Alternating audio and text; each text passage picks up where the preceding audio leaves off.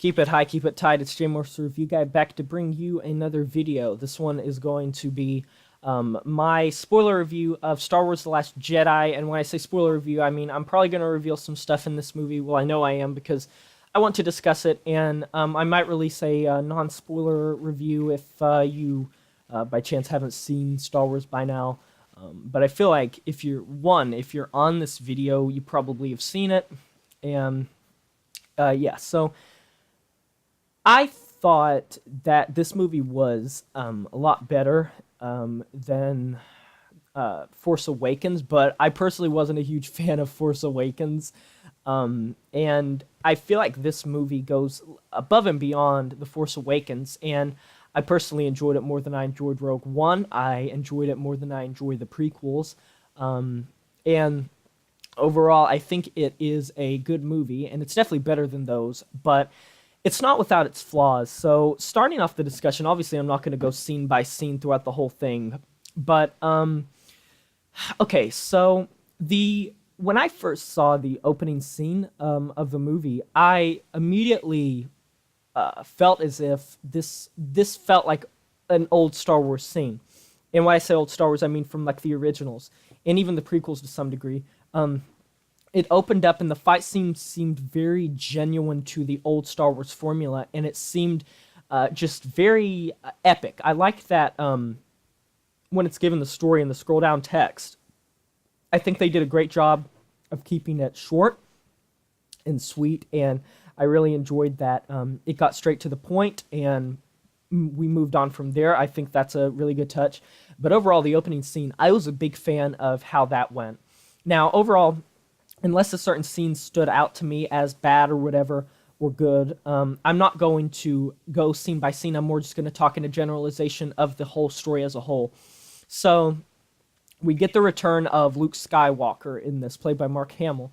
And I think that Luke was a very fun part of this movie. One of the reasons that I personally liked Force Awakens, the thing that I liked Force Awakens for the most, as well as probably the reason that I really enjoy The Last Jedi so much, is I really like how they are able to blend in new characters with characters that we know and love from previous ones, and the way that the lore kind of feels compact and like it really is in its own universe.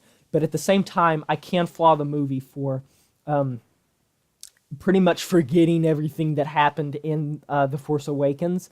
I honestly feel like a lot of what happened there didn't really matter. They referenced some things, but it's like, I don't know, it didn't feel like it built straight off of The Force Awakens, but maybe I'll need to go rewatch Force Awakens, but just from what I remember, it didn't seem to follow it that well. Some scenes that stood out to me personally, and some characters that stood out personally, or situations that stood out to me personally as being a bit distracting. First of all, I was a little iffy about how Supreme Leader Snoke died. I was not a fan of that death at all. It felt very anticlimactic. It felt like you could see it coming when the scene was happening, and it was just like, what? Why? And that's one thing that I have to say about this movie is they killed off a lot of villains that I feel like they could have kept around or maybe given a better death. Like the Supreme Leader, that just really surprised me to see that he died the way he did.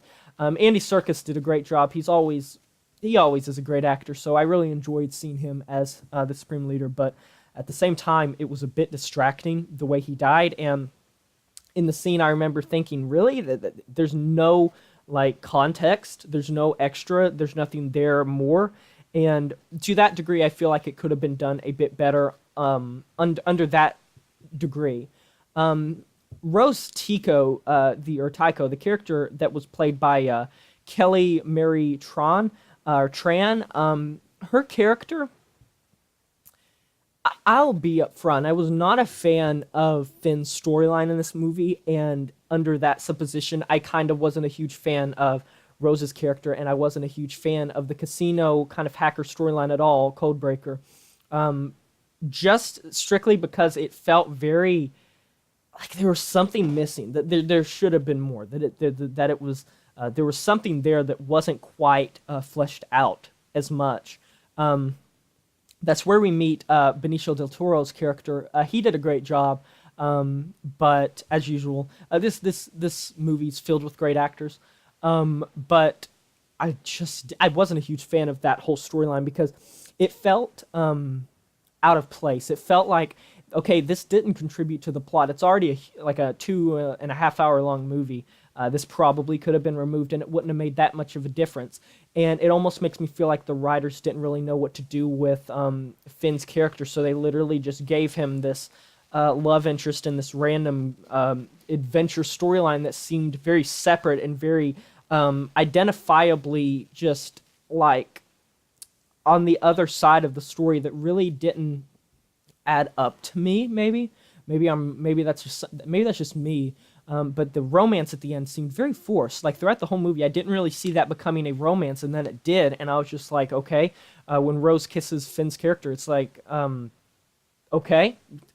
I'm guessing this is going to be stuff that's fleshed out in the third movie, but I hope they do it right because I just did not get this at all. I did not get that part at all. I think that Laura Dern's character, the Vice Admiral, I forget her name, but that should say something. Her character was very forgettable to me, and the whole movie, it seemed like there was something up, but there wasn't anything up, and it was very strange. I didn't like that character very much. I wasn't a huge fan of that character. My favorite parts of the movie were definitely the parts between Rey and Luke Skywalker. Daisy Ridley did a great job of Rey in the first movie, and she does a great job here of portraying Rey. I really like that character. I think that probably Rey and Luke Skywalker's characters are my favorites. Now, Kylo Ren as kind of an overall villain, there's something not quite there for me. Maybe I'm missing something, but the way he flip-flops in this movie, and you kind of see it coming, and then he's like, it seems like it was convenient for the writers to have him help Rey until he didn't, if that makes sense, and then he turns evil again, and he's like, join me. I wasn't a big fan of that. I feel like Captain Phasma, Gwendolyn Christie's character, Gwendolyn Christie's an amazing actress. She's probably most well-known for Game of Thrones, where she plays Brienne of Tarth. I feel like they very much wasted her character in this movie, and honestly in the first movie too. I mean, she's obviously this badass that is like high up and has a special armor, and I just wish we would have known more about her. Now, her armor, it's still up in the air. There's a lot of theories and stuff of if Captain Phasma survived, but that's not really what I'm going to go into. Overall, I think the plot felt a little bit cluttered at times, as if certain scenes could have been cut out and not made that much of a difference, and as if some things could have been done a little bit better. Leia, not as interesting of a character as like the original series Leia, but at the same time, it was okay. Obviously, Carrie Fisher's passing is very, very sad. It's already been confirmed that she's not going to be digitally recreated for the next movie, the final movie in the new trilogy. But overall, it was a pretty good movie. It's still enjoyable. I just felt like there's certain things that could have made it even better. And obviously, it's Star Wars. It's going to get good reviews. Unless it's just something like the prequels, it's going to get good reviews. But overall, I think it's a great movie. There's just certain things that could have been done better. This has been Jay Morse Review Guy. I plan to do more movie reviews. I'll talk to you guys next time. This has been Jay Morse, the Review Guy, signing off, saying farewell.